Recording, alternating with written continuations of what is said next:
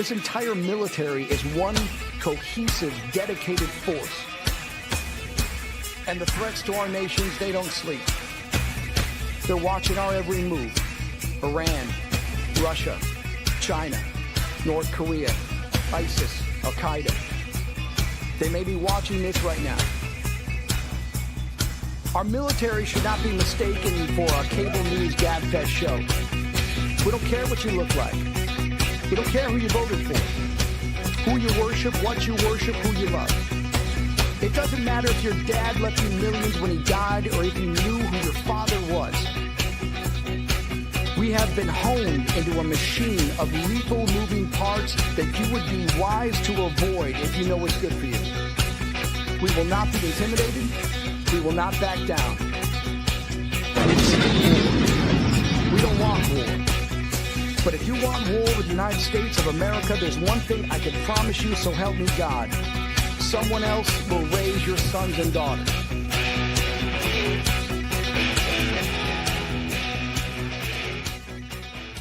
Opinions expressed in this program are those of the speakers and do not necessarily reflect the views or positions of any entities they represent. Find us on the web at mbradio.us. Let's face it, life after service ain't always easy.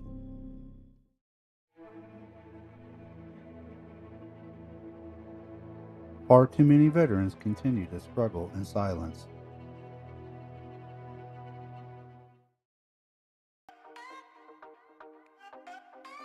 But you don't have to fight this battle alone, because we are here to help.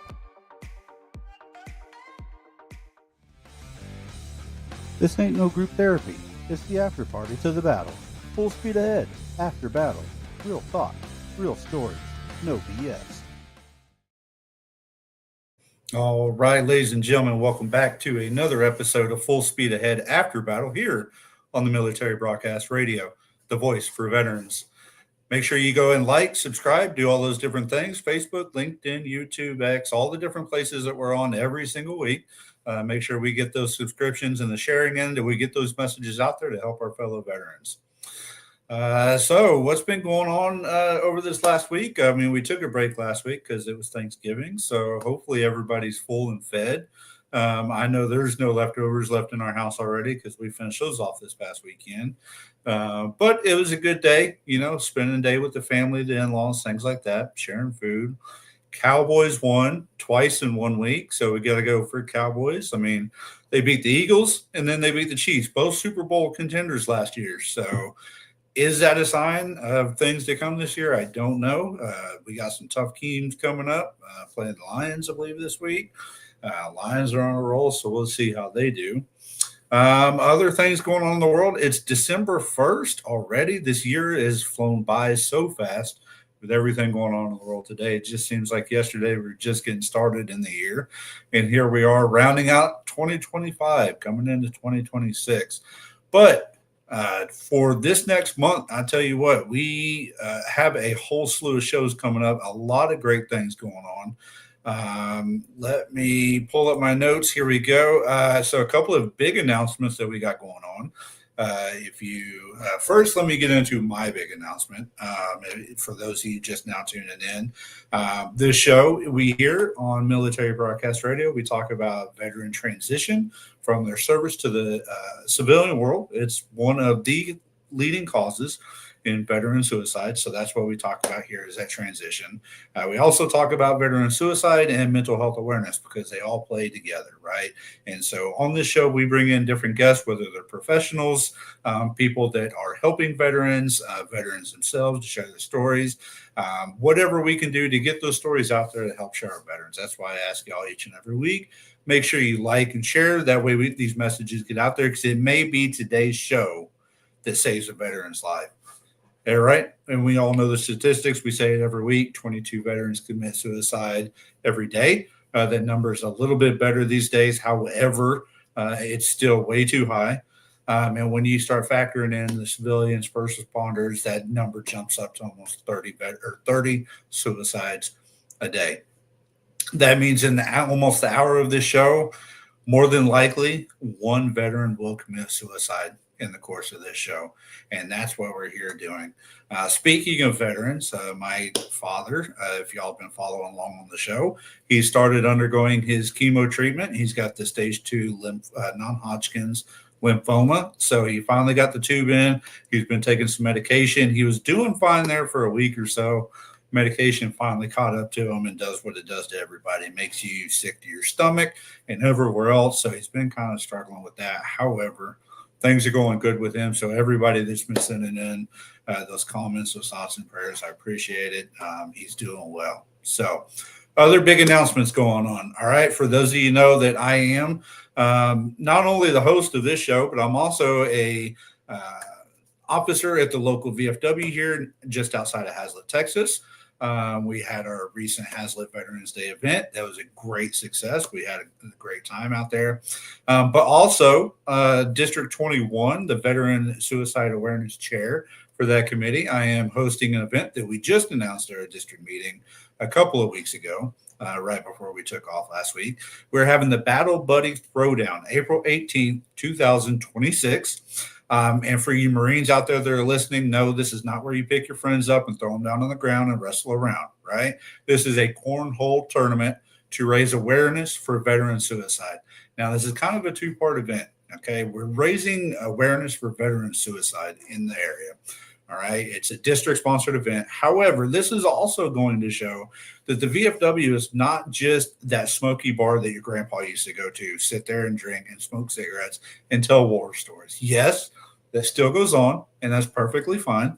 But today's VFW, we are about helping the newer generation of veterans, right? We are getting out there in the community. We're talking about the mental health. We're talking about the suicide awareness. We're talking about all the things that our veterans today are facing.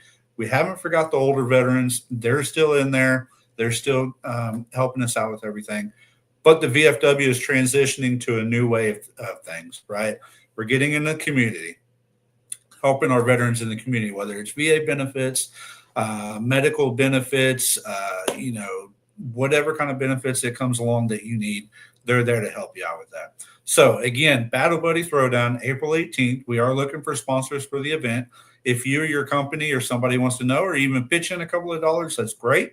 All the proceeds are going to go to the Irreverent Warriors. And if you don't know, they're an offshoot of Grunt Style. Yes, the clothing apparel.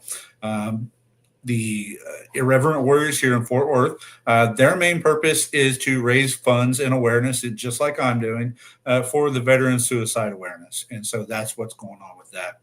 Not only that, but recently, a couple of months ago, I was invited out to the feature screening of the American Sons documentary. This is about a Marine group that served in Iraq or Afghanistan. I want to say Afghanistan. They come back. One veteran didn't make it. One veteran committed suicide. One struggled with drug addiction. I got to talk to a couple of those guys at that event. If you're not aware, here in Texas, I know this show is nationwide and is probably worldwide as well. But here in Texas, that's where my focus is. And so we have a Texas VFW Suicide Awareness Facebook group page. If you're not a part of that, anybody can be a part of it. What the goal of that group is to put out that information, whether it's VA crisis line or it's support groups or a place to reach out, anything like that. That is a group for there. We have professionals in there. We have VA advocates. We have VSOs.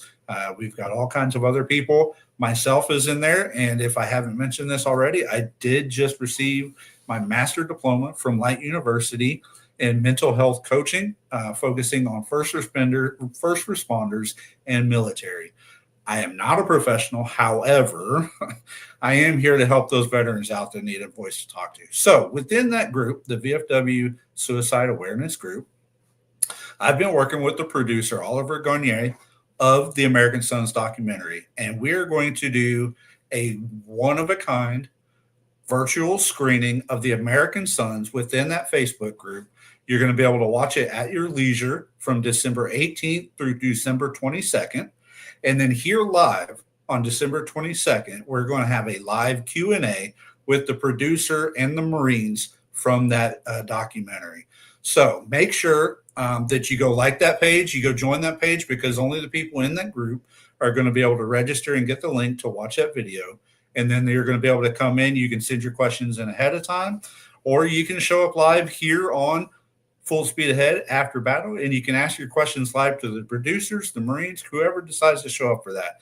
That is a very hard-hitting documentary, I will tell you. If you haven't seen it yet, they're working on a lot of awards. January 8th, I believe, it's airing live on PBS for the first time, so make sure you tune into that. So like I said, a lot of things going on for me, for military broadcast radio. We're in the holiday season. We just gave out our backpacks to some veterans, a lot of much needed items there. We did the wreaths across America. We donated a lot of funds to be able to get the wreaths for those tombstones for our veterans that are lost. So right now it's the holiday season. Thanksgiving's over, Christmas is coming up. But for those veterans out there that think that you're alone, you're not. Just like we said during Thanksgiving, make sure you reach out. The VFW, the American Legion, there's so many different veteran groups out there right now that will be happy to invite you in for a warm meal, a place to hang out, people to talk to, and like I said, a lot of different help. So if you think you're alone for the holidays, you're not. There's plenty of help out there. But today, I want to get to my guest. Today's guest is Lisa Regina.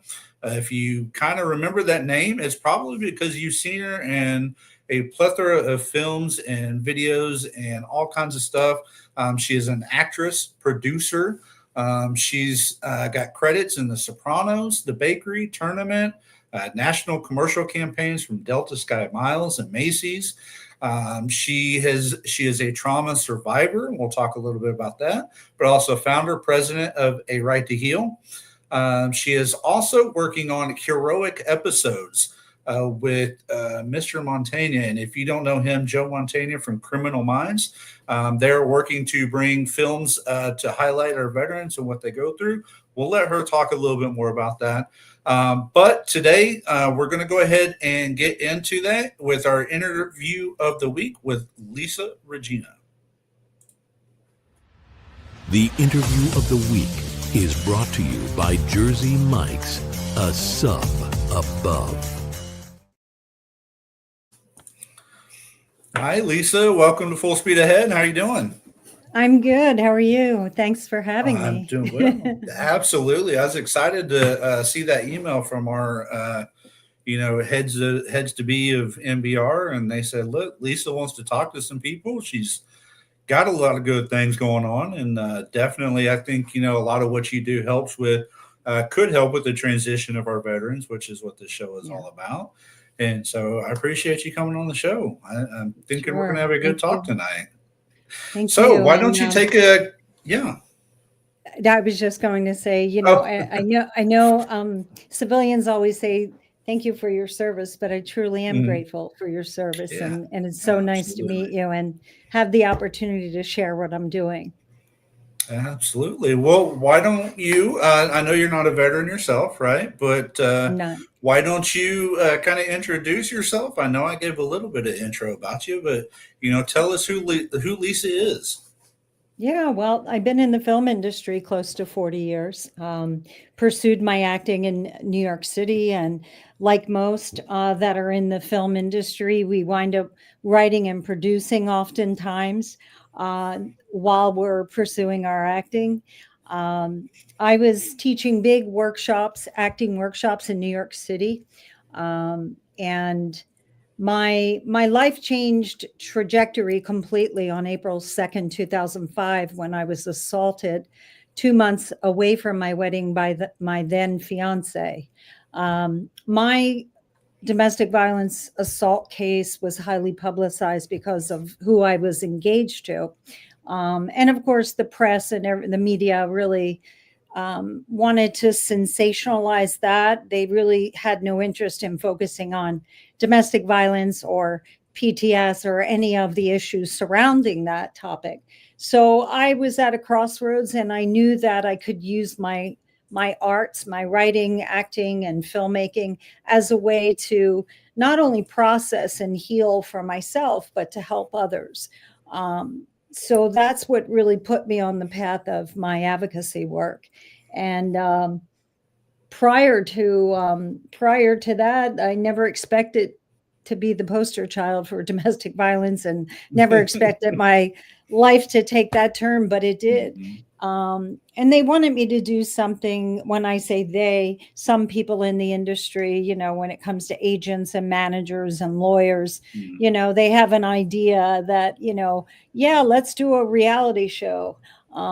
That was not my thing. That went against my core values and my grain. And I knew that it would exploit what happened. So that's why advocacy was so important to me. It really stay true to myself, to help myself heal, and in turn, help others. And in 2012, I was teaching these big acting workshops, and I got a call from a veteran through a dear friend, Barry Morgenstein, who's a photographer in New York City. Barry did my headshots. Barry does a lot of celebrity headshots. He's really amazing. And he called me, and he has a large network of veteran friends. I mean, he's such a patriot. He does a lot of veterans headshots. So he says, I have a veteran who wants to take your acting workshop. I'm going to have her call you. And he said, just so you know, she lost her sight and her leg while serving in Bosnia in the Army. And I was like, okay, well, it does matter. I want her to, feel comfortable and come into the workshop. And retired Army Captain Leslie Nicole Smith and her service dog Isaac, they came all the way up from Fredericksburg, Virginia, on the train to Penn Station, then to the workshop. And the reason why I include all that is most people who don't have any physical challenges, they're afraid to take the train in New York City and, navigate the craziness of a big city like that. But she made it to the workshop, and she was amazing. She was very comfortable on camera. She really blew us away, quite honestly. And I said, wow, I would love to cast you in one of my short films. And I had been writing something about a veteran who returns home, and it just worked out beautifully. And she was thrilled. Leslie was, definitely into working with us. And she came back up when we were shooting on the train again from Fredericksburg. We had a volunteer firefighter take her out to Queens, New York, where we were filming. And she spent about 14 and a half hours on set with us. And I was doting over her, because I was like, wow, she traveled so far. She grabbed my hand. She said, Lisa, you don't have to pamper me. I was in the Army. I'm okay. Like I'm doing good, Right. So after this long day of filming, 14 and a half hours, I couldn't wait to honor her, thank her, and, had a hotel room for her and dinner, and, just wanted to thank her properly. And she was so excited, Josh. Like I can still see her eyes, welling up, and her excitement, that big, beautiful smile. And she said, Lisa, I'm going to go home tonight because I'm so overwhelmed with this feeling. I haven't felt this camaraderie since I served. And she said, Right. I loved being on your set and your film team and being part of this whole collaborative, filmmaking effort. And I was like, are you sure? You're going to get home probably like 4 a.m. And she's like, no, I'm positive. I have to, just process this experience. And she gave me a big hug. And of course, it was very emotional for me because I was trying to understand what she was feeling. And when she kept saying that camaraderie, it all made sense, and that night I couldn't sleep because I was excited for her. And unbeknownst to me, it had this great healing impact on her that I never even really thought of. And so I was thinking, wow, I wonder if other veterans would feel this way. So the next few films that I did, short films, low budget, we wear all hats, we write, direct, produce, whatever you get done when you have a passion, And the next few films, I invited veterans on as cast, crew. Some were consulting me in the writing because, as you said, I'm a civilian. I wanted to make sure I got things right. Right. Because I know I've heard a lot of my veteran friends are like, oh, that would never happen in service. That would never, that's BS. So they, of course, all the veterans, they had the same response. I had Vietnam veterans. I had, guys that just returned from Afghanistan, and everyone had the same response. Being on that set, being on a film set as part of production crew, they really love the camaraderie, the mission, the teamwork. And for me, on the other side of that, as a director, I was able to really focus on the monitor and direct my actors and not worry about, whether craft services is set up and if there's safety on set and who's parking where and what's, my Marine gunny, he had my back. He had an ice truck pull in. It was 98 degrees. So we're like throwing ice out at everyone. It was just a great time. And most importantly, the healing. And I had this big, brawly Vietnam veteran come up to me crying. And he said, "Can I give you a hug?" I said, "Absolutely." And he gave me a big bear hug. And he said, "We felt forgotten. Thank you so much." And these experiences with Captain Smith on that set, like, it still makes me like, oh, it gets to me. And I'm like, okay, this is why I'm doing what I'm doing. And I know that it's helping veterans. I know that it makes total sense. The military mindset translates so well to the film set. And, it's an amazing film crew to have. And not only that, just through the 12 and a half years of interviewing military men and women, all branches of service, all wars, and their families, and learning what are the challenges, transitioning home. So I really feel that passion for this project because of those personal experiences that I've had. It also really was the bonding moment between me and Leslie, Captain Smith, because we shared about our individual stories of trauma, mine with my domestic violence assault. I had a concussion, fractured pelvis, contusions, and in no way trying to compare that to a soldier who has survived war, but just the fact that it was the very thing that bonded our friendship, and it allowed a civilian like myself to really understand a veteran and to become closer and develop this friendship that has since 2012 been, a really strong friendship that I'm really grateful for. That's awesome. That is so good to hear. First off, thank you for, sharing your story of your trauma. It's what I tell a lot of people, and I know a lot of people are like you. I don't want to tell my story. I don't want it to get out there, the stigma, all that. But once you start feeling comfortable with yourself and telling your story and sharing that, that's when other people can realize, okay, we are talking about this. It's okay. And, you moved on from it. They can see that they can move on from it. Unfortunately, it happens far too often in the military, that kind of trauma. And so, working with those veterans again, that camaraderie, I can understand where you're coming from with that, because that's what a lot of veterans seek when they come out of the service, right? That's why they join the VFWs, the American Legions. And sometimes that's the hardest thing, is they can't find that same friendship, that same camaraderie that they had in the service.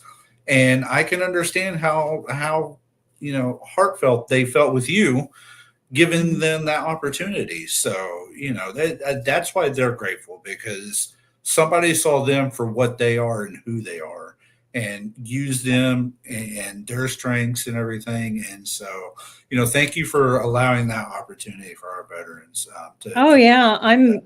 So Of course, I'm grateful for that experience and those experiences, because right. that's what keeps me on the right path. That's what keeps me. I'm like, okay, God has a purpose for us all. That's what I believe. Mhm. And, that's my purpose. And that's why Right. I survived my assault, because I'm supposed to be on Yeah. this journey and this path. And it's just Right. amazing. I just couldn't ignore that and not do something with that, because it's helping so many people. And not only that, the domestic violence survivors, the women that I've been in contact with through my nonprofit, A Right to Heal, using Mhm. healing as a way to get that pain out, pour that pain out. Yeah. And I had those women on set along with the veterans, and it was a moment in the short film where the true women who had survived sexual assault, domestic violence assault, they took a piece of tape off their mouth and they spoke for the first Mhm. time the date of their assault. So it was very healing for them, but also I knew it would be a raw moment. So we had advocates on set for them, but the veterans that stood up behind them, they drove in on their motorcycles, rode in on their motorcycles, the warrior watch riders. And then Mhm. they got off in silence and just stood there like a shield behind these women, like supporting them, because they knew how difficult this moment was. And again, trauma is trauma. That bond really happened. It was such an emotional day on set, and it was powerful. And I have a tough cinematographer. Till Newman is, we always tease each other, because he's German. He's very stoic sometimes, and I'm Mhm. Italian, and I'm very emotional. So we tease each other constantly, about that. And I looked over at the monitor, and he had the headset on. He was looking at the monitor, and he was crying. And I'm like, Wow. we're both crying. And I'm like, this is really amazing. And he's like, Yeah. okay, Lisa, we need to get the shot. Get the shot. Stop crying. Let's get the film done, Right. Yeah, But we got work to do. yeah. But Yeah. that So that type of healing is just, what mhm. I wanted to really share with you, so you understand like Yeah. why I do what I do. Absolutely. I completely understand it. So let's get into that a little bit more. A right to heal. That's, it's WRITE for people listening. Yes.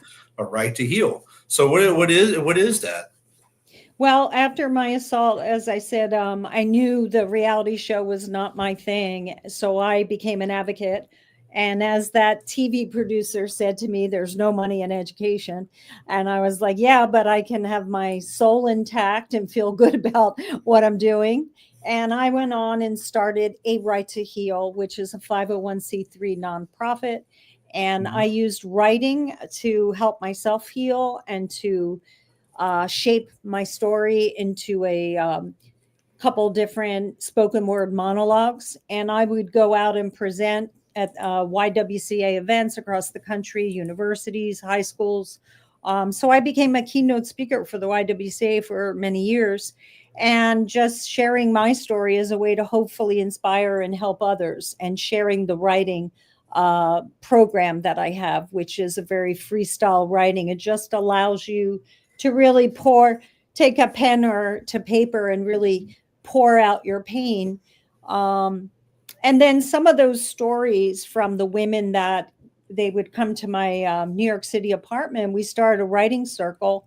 And that was really the birth of my nonprofit, A Right to Heal, using that writing circle as a way to facilitate writing groups and help others to heal that were struggling with domestic violence. And as I said, that advocacy work really grew when I met retired Army Captain Leslie Nicole Smith and her service dog Isaac. Then that's when I really broadened the scope to include veterans, because that experience, as I Yeah. shared, was really powerful and made me realize this is something that can help. Um, yep, that's Leslie right there. So beautiful. She's a Gary Sinise ambassador for the Gary Sinise Ah, Foundation. okay.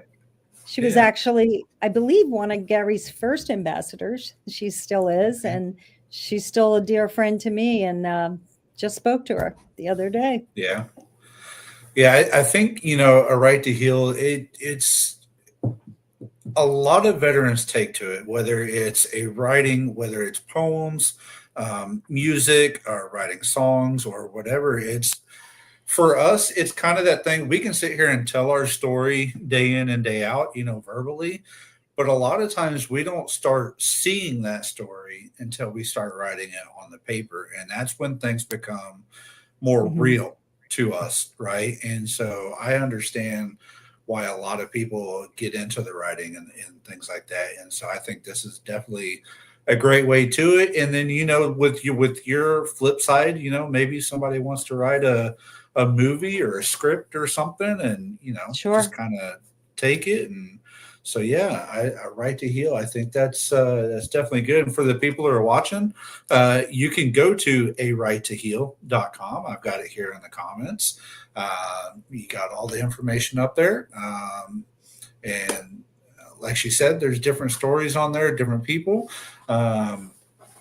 But Lisa, let's take a quick break, and then when we come back, let's talk about kind of the flip side of a right to heal, I think. But let's talk about our heroic episodes when we get back. I would love to. Messages.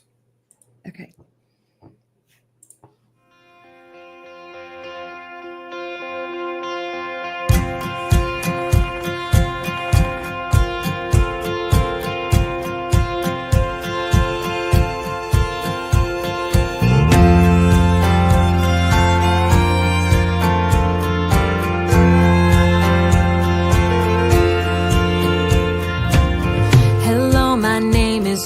Too big,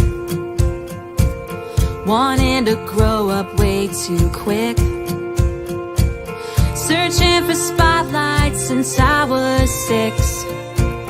Hello, my name is Dream Too Big.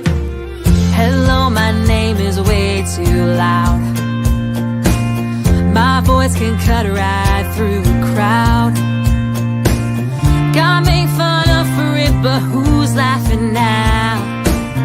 Hello, my name is way too loud. I know I've had my moments and I've had heartaches, but God is making miracles out of my mistakes. You can say I won't make it, and I can tell you that I don't really care. 'Cause hello, my name is going somewhere.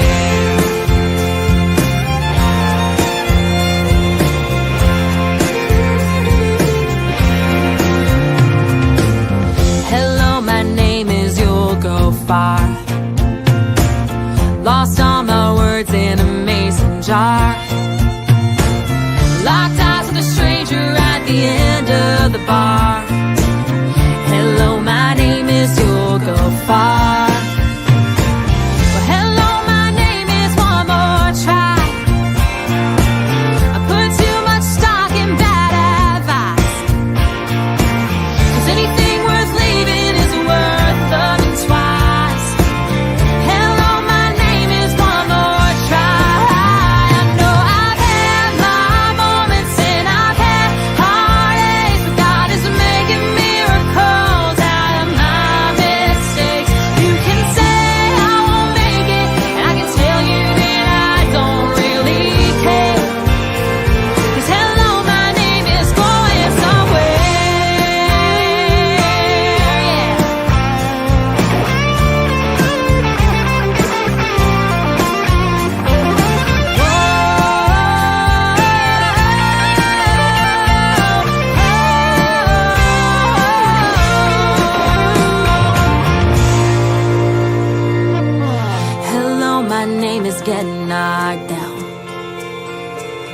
You're never gonna leave the ground.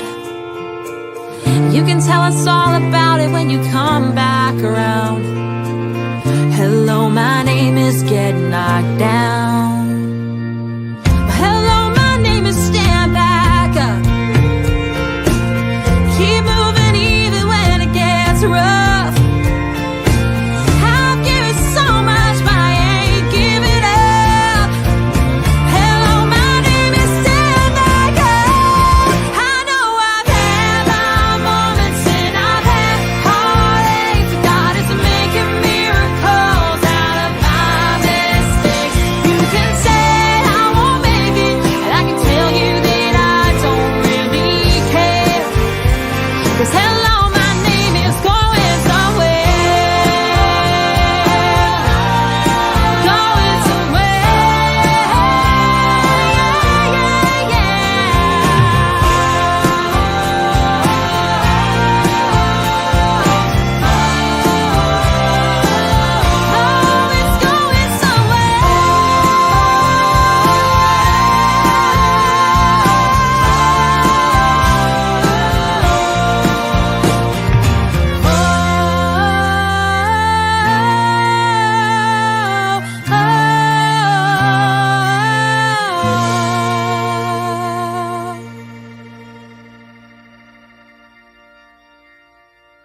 The station where our veterans' voices are heard. MBR Talk. Hey, thanks for supporting our channel by watching and listening. Find us on the web at mbradio.net. All right, ladies and gentlemen, welcome back to Full Speed Ahead After Battle. That video was Lauren Rose Thayer with Hello, My Name Is. If you're just now tuning in, tonight's guest on Full Speed Ahead is Lisa Regina. She's an actress, producer, writer, all kinds of different things, and trauma survivor. She's dabbling in everything. That's what we do these days, right? To keep ourselves busy. So Yes, well, the performance arts are amazing for healing. Yes, it is. Gives you a way to just let everything out. You know, whether you want to act mean or you want to act sad, or you can act whatever way you want to do it, and I think that's a good way to just kind of let it all out. So, you know, I'll tell you a quick story about my acting. This is about the only acting I ever did. When I was stationed in Norfolk, Virginia, I wanted to find a way to kind of work out and be athletic while doing something fun. And so I found a local, what they call what do they call it? It's a wrestling group, wrestling school, right? Not the not the collegiate type wrestling. Sorry, not the Roman Greco style stepping, but like the WWE style wrestling. Oh yeah. And so, you know, I kind of got into that because, believe it or not, that is a lot of exercise and it's a lot of work. And it's not just about that, but you have to build a character. You got to tell storylines and things like that. And so that gave me an outlet of, you know, I was always the bad guy because that's what came naturally. And I was good at it. And so, yeah, I did that for a couple of years down there, and my acting career never took off after that. So that's okay. It sounds like it was a great way to channel emotions, right? Mm-hmm. It was a good one. So when we left off, we were talking about A Right to Heal, but let's talk about your heroic episode, starting to get into the video aspect of the story. Why don't we talk about that? Sure. So through the 12 and a half years of conducting these interviews with military men and women, all branches of service, all wars, and their families, and first responders and police officers, those who protect and serve us, I started to really learn about so many amazing stories. And what I didn't know as a civilian, that there are so many veterans that once they do return home, they continue to serve their community, and they don't do it for the recognition or the adoration. They do it because that's part of who they are. And I was really taken by a lot of these stories, and I was trying to figure out how could I put these stories together in a way where I can thread together the inspiring stories, the challenges, you know, everything. And that's how I created heroic episodes, because I realized that the only platform that could really hold so many vast number of veteran stories would be a TV series, an episodic. So I originally wrote a screenplay that was titled Shooters Now, and it's the same premise as heroic episodes. And I adapted all those interviews and continue to do so because there's so many veterans that contact me with their stories. And this is one way where we can honor all these true stories, employ veterans as we're filming every episode, employ veterans just as I did in my short films as consultants, as actors, to help in the writing process, because again, we want it to be authentic. It's not a documentary. It is an episodic. So similar to Blue Bloods, similar to The Wire. I always compare the grit of this to The Wire, the reality of it, because the HBO series The Wire, in my opinion, was, you know, and I'm sure many people will agree, it was an amazing series. And that realistic tone to me is what heroic episodes really needed to show the real world. But it's about a veteran who returns home, and he saves an urban teen from gang life, from violence at home, violence in Afghanistan, comes home to violence in the city of Philadelphia.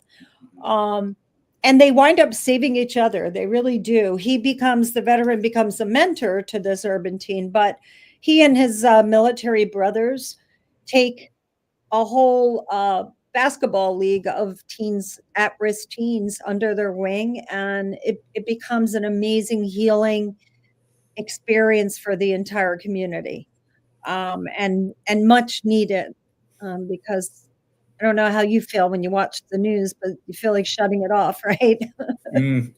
Every single day, yes. Yeah. But it's the reality of it. And I can't save the world, but what can I do to make those that serve us, let them know that they're not forgotten, let them know that there is employment. And being on a film set, a veteran not only has the opportunity to have employment, but to have that camaraderie that you spoke about, and to really have some fun. And who knows, maybe they make a career out of being working as part of our film crew. This website, although I'm proud of it, it took me a long time to build myself.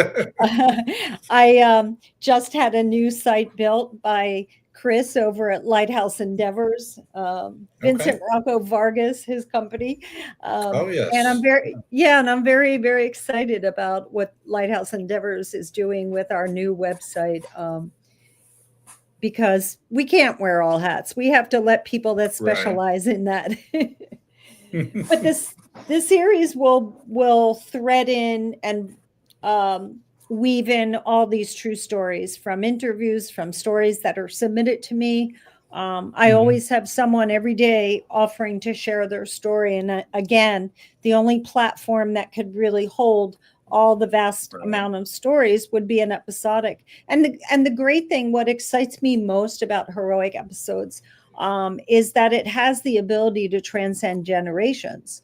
With a series that has a massive audience of veterans and patriots and their families and first responders and people that really can relate to each other, plus civilians learning about their stories. I just think it has the opportunity to transcend generations and offer that employment and help our veterans transition home. I've heard a lot of crappy stories about the VA, which I really hate to hear, and I always say, I can't fix the VA if it's an antiquated governmental system. I can't fix that, but I could do this. And I really think this is positive, and it's something that can help many veterans and inspire them to share their amazing stories. I think there needs to be more things like this out there, because just like our older veterans, we're just now telling those stories, right, about Vietnam, and World War II and One, and unfortunately, those guys are passing away these days. Because of World War II and things like that, they're getting old. And Vietnam, Agent Orange, and all of that, and so we need to start telling those stories now before it's too late. And getting that information out there, and hopefully, the more we talk about it, the more we put it into film like this and things like that. I'm hoping the government takes a look at it and realizes we need to do something, because, like you just said, I'm one of those people that I can't stand the VA. I've tried to go, and it didn't work out. And you sit there for 8 hours, and they said, "Well, you're a no-show." Well, okay. Oh man, I mean, just like I talked about in the beginning of my show, my dad's got stage 2 cancer, and he tried to get an appointment at the VA, scheduled it. Then he got a letter in the mail, but that it was canceled. So he called in. They said, "We don't know what happened. We'll have to schedule in another 3 months." Well, you're supposed to just sit there with cancer for 3 months while you're doing this? No, that's awful. The VA, I don't want to get started on the VA. that's I know. We'll go down a rabbit hole there. I know. Well, I was just going to say, I'm praying for your father's continued healing, and Thank you. Yeah, that's just disgraceful. Someone Mhm. has, put their life on the line for us to come home and not be treated with, Right. top-notch medical care.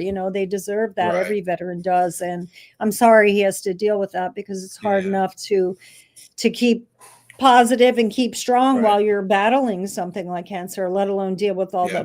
the bureaucratic bull. But Right. yeah, I believe heroic episodes it'll tell so many stories. It's more than a series. It's a cause. It's Mhm. more than a TV series. If you can imagine every episode providing, at the end of each episode, providing links to resources for mental health Mhm. support, for things that we need to be spotlighting, like veteran-owned Yeah. businesses. There's so many entrepreneur Mhm. veterans that I've There met are. that have their There own are. businesses.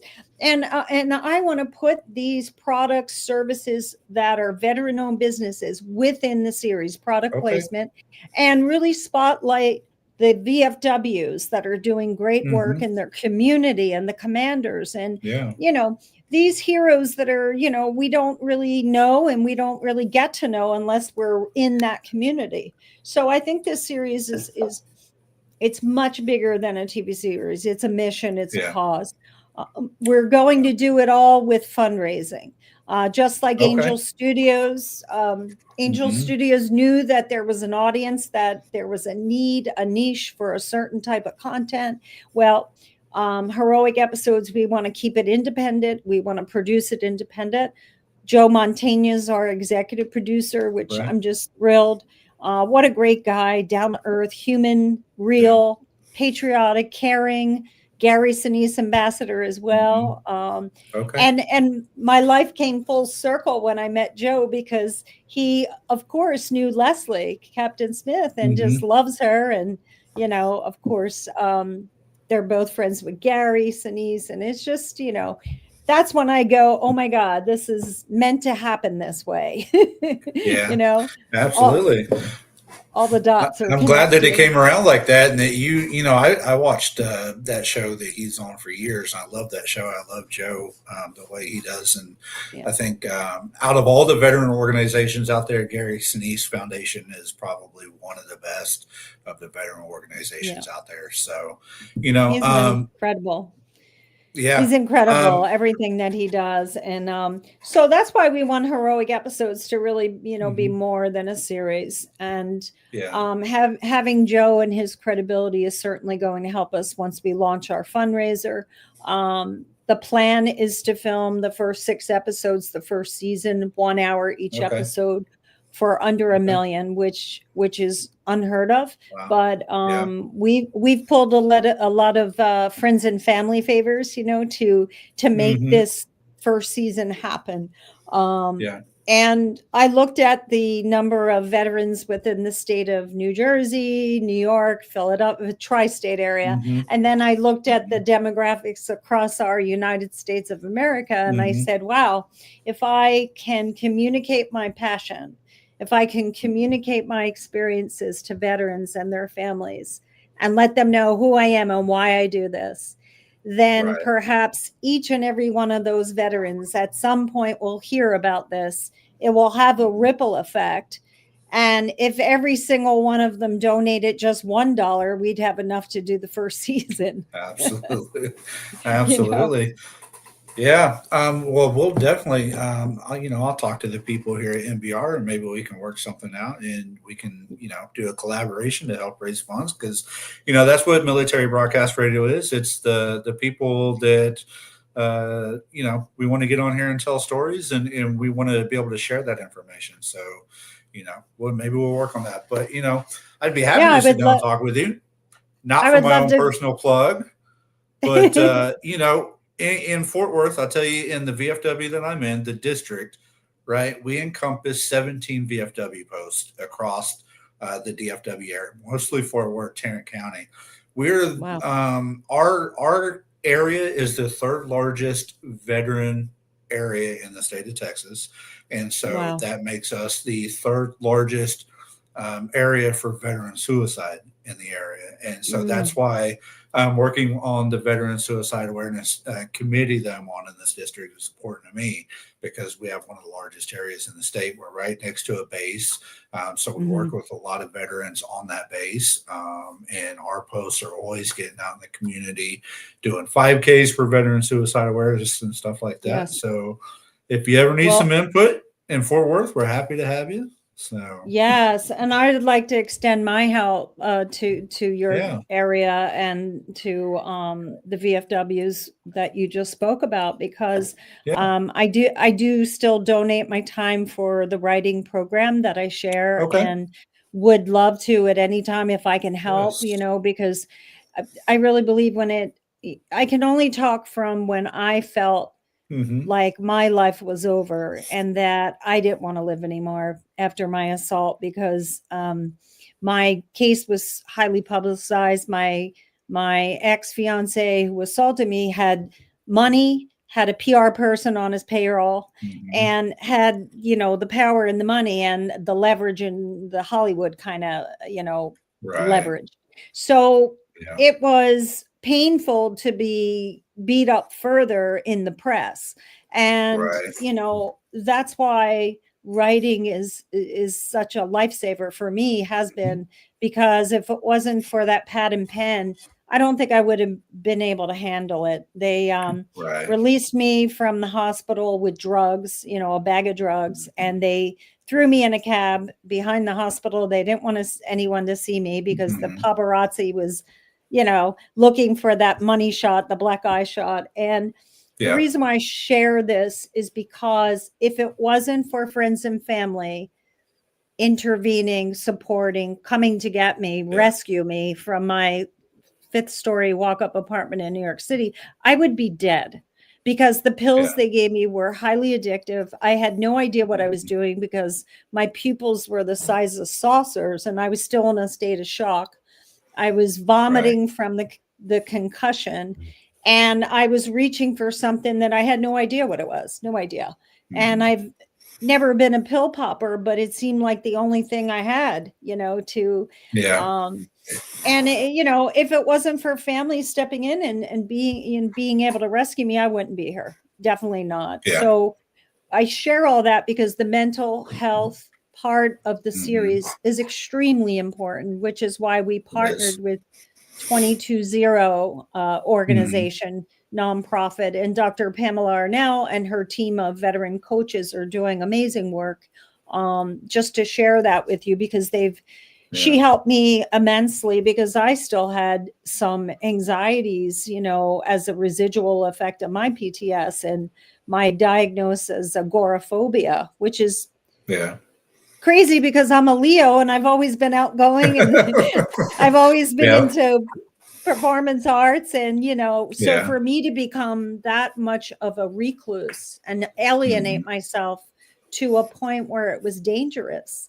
And I believe when you're in that kind of state of mind, you need help. You need someone to pull you out of it. You can't, oftentimes you can't do it alone. And that doesn't mean you're weak, right? It means you're strong when you open up and go, okay, I need help, and help me, please. You know, but I just can't stress that enough, that part of the show is something we really want to make sure that we provide support for. So if there's any way if I can help what you're doing and the numbers that you're dealing with, I hate to hear that it's so high there. And Dr. Pamela Arnell, I know I could speak for her as well. She has a heart that is just as passionate or more. And she lost her husband, Jerome, who served in the Army. He was in the burn pits. So he died of cancer as a result. You know, well, you know, I'm so sorry to hear about the trauma, but unfortunately, you know, that's what a lot of our veterans are facing, right? The VA pumps them full of pills, kicks them out the door, says, we'll see you in 6 months. And then they're left to fend for themselves. And it's too much. But, you know, we got a couple minutes left, and there's one more topic that I want to hit on just real quick, because I think this is, you know, an amazing opportunity for our veterans. But before we go, let's talk about your drone program real quick, and how you got started with that and how you're helping veterans coming out of the service with that. Yeah, that's exciting. While I had veterans on my film set, the few films that I shared with you, those experiences, I had drones because we were using drones during the filming, and I'm a Part 107 pilot. And a lot of the veterans were attracted to these drones because some of them were sharing that, oh yeah, we use drones in the military and this is what we did. So it was something that I noticed they were really drawn to. And since we haven't raised our budget yet, we're not filming, and I can't employ veterans right at this immediate moment in heroic episodes, but of course plan to. I thought, what can I create right now? And the drone program made the most sense. So my nonprofit, A Right to Heal, it's one of our programs where we put veterans through their Part 107 training. It's an online course. We have veterans from the state of Florida, Tennessee, just all across the United States that are have been through the program. To date, I think we put 17 veterans through drone training. So we're small but mighty, and we are continuing to grow. And we're hoping, that I had a conversation with Gary Sinise about the drone training program. And he liked it, and he asked all the right questions. So we're going to continue to share our graduates with Gary and hope that at some point he will feel comfortable coming on, maybe as a sponsor. That's what we're hoping, because we really need to grow it much larger scale, because there's so many veterans, especially those who are disabled veterans, that can fly a drone from a wheelchair, or, if need be, you can. But it just really provides, and this is what the veterans that have taken the drone training that have become pilots have shared with me. They're like, Lisa, I feel liberated when I'm flying a drone. I feel free. I feel like there's nothing else going on in my world. And so in a way, it's healing for them as well. Just being able to fly a drone. And then as a commercial Part 107, you can actually earn a living, and it could be a part-time gig or maybe a full-time, whatever you can grow your business to be. I don't want to say the sky's the limit and be corny, but I will. We're corny here on this show. It's okay. Military humor. I mean, they're using drones and everything, so it really is the sky. They are. I mean, agriculture, search and rescue, real estate, events. I mean, if you're making a film, you need a drone shot, at least one, right? Yeah, absolutely. So that's the Part 107. Awesome. So for those of y'all out there, again, that is on the heroicepisodes.org website. It's already in here. Make sure you go on there, check that out. If you want to get into the commercial piloting program, drone pilot program, reach out to Lisa at arighttoheal.org, and she'll be able to share you that information. But, like you said, a lot of our guys are tech guys coming out of the military, and it's nothing to pick up a control and fly a drone and kind of learn a few things. It should come fairly simple to them. So they do so well in the exam, Josh. Like I scored probably like a 78 around there. But these guys, these veterans are scoring like 82, 92. They're doing great on the exam. Yeah. That's awesome. And women, awesome. Well, please encourage women veterans out there. I would love to see more women getting in and getting their Part 107. So please reach out. We'll get you in the program. Awesome. Well, we got just about a minute left, Lisa, and I thank you for coming on the show. You shared so much good information tonight. A Right to Heal, the drone program, the Hero series. You're doing so many things out there helping veterans. Thank you. So I appreciate you so much for giving opportunities to our veterans to be on the set and on the screen and in the air and everywhere else. And because I think a lot of that, like I said earlier, it's that transition from the service to the civilian life that is a struggle, and ultimately a lot of times leads to that suicide. So by providing these avenues for them, you're giving them that chance to heal in different ways and carry on. So before we end, I'm going to give you just a couple of minutes to speak your mind and your heart and whatever you want to say to the viewers, the veterans, to anybody out there. Okay. I just want to say that heroic episodes has the potential to be a TV series that employs veterans and that is the first of its kind. No one's ever done this. I don't know why. I don't care. I'm doing it and I'm going to stay focused on it.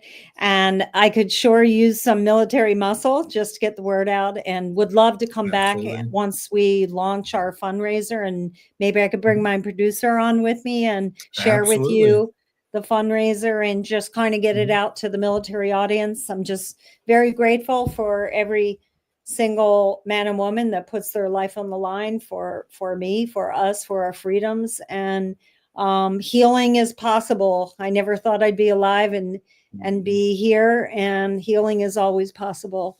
And we're here for you. All right. Thank you so much, Lisa. I look forward to working with you in the future. All right. Thank You have you. a great Appreciate evening. it. You too. All right, ladies and gentlemen, that does it for this week's episode of Full Speed Ahead After Battle. That was our guest, Lisa Regina, actress, producer, drone instructor, or, helping you get that 107 commercial drone pilot license or training, or Right to Heal. She does so many things. Again, feel free to go to her website, heroicepisodes.org, or a Right to Heal. She'll be able to help you out with so many different things. Let's see, coming up next week, we have Beth King, or she likes to go by a crayon eater's wife. She's the wife of a Marine. They have their own show, Smoking and Joking. She'll be on next week talking about what it's like being married to a Marine, all the things that he's gone through, her experience from the spousal side of it, which, obviously we need to include our families because they're right there with us through everything. So it'll be interesting to hear from a wife's perspective, especially from a Marine, everything that they did. So we'll be back next Monday, 7 Central live, like we always are. And like I said before, a lot of good things coming up. Make sure you go check out that Facebook page, not only the Full Speed Ahead After Battle Facebook page, but the VFW Texas Suicide Awareness Facebook. That way you can get registered coming up from the 18th to 22nd of December to watch the documentary film, American Sons. And then join us live here on December 22nd for our monthly show right before Christmas, the Christmas episode, if you want to call it. We're going to do a live Q&A with the producer and the Marines and the cast, and whoever else decides to show up from that documentary. The only way to see this ahead of time before it comes out live on January on PBS is right here on Full Speed Ahead, the Q&A, and register for that link in that Facebook page. If you need more information, reach out, but I'll see you next week right here on Full Speed Ahead on MBR, Military Broadcast Radio, giving a voice to the veterans. See you all next week. Ladies and gentlemen, thank you for tuning in to Military Broadcast Radio. As we wrap up today's show, we want to remind you that the podcast of today's episode will be available right after we go off the air. So if you missed any part of the show or want to listen again, be sure to check it out. And remember, we're here to support and honor our veterans. Your stories and experiences matter, and we are committed to giving you a platform to share them. That's right. We're here to give our veterans a voice. So don't forget to catch the podcast and stay connected with us. Giving our veterans a voice.